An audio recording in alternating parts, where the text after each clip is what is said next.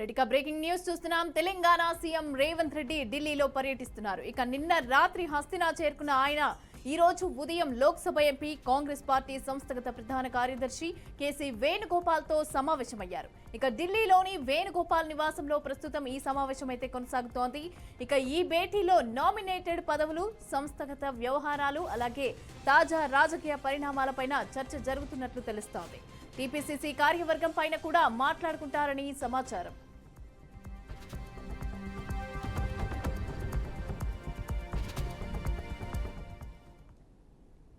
రెడ్డికి అదే అంశానికి సంబంధించి పూర్తి డీటెయిల్స్ మా అవుట్పుట్ ఎడిటర్ రాము అందిస్తారు. రాము, మమత తెలంగాణ సీఎం రేవంత్ రెడ్డి ఢిల్లీలో పర్యటిస్తున్నారు. నిన్న రాత్రి హస్తినాకు చేరుకున్న ఆయన ఈ రోజు ఉదయం నుంచి లోక్సభ ఎంపీ కాంగ్రెస్ పార్టీ సంస్థాగత ప్రధాన కార్యదర్శి కేసీ వేణుగోపాల్తో సమావేశమయ్యారు. అనంతరం ఢిల్లీలోని వేణుగోపాల్ నివాసంలో ప్రస్తుతం ఆయన సమావేశం కొనసాగుతుంది. ఈ భేటీలో నామినేటెడ్ పోస్టులు, సంస్థాగత వ్యవహారాలకు సంబంధించిన తాజా రాజకీయ పరిణామాలపై చర్చ జరుగుతున్నట్లు తెలుస్తుంది.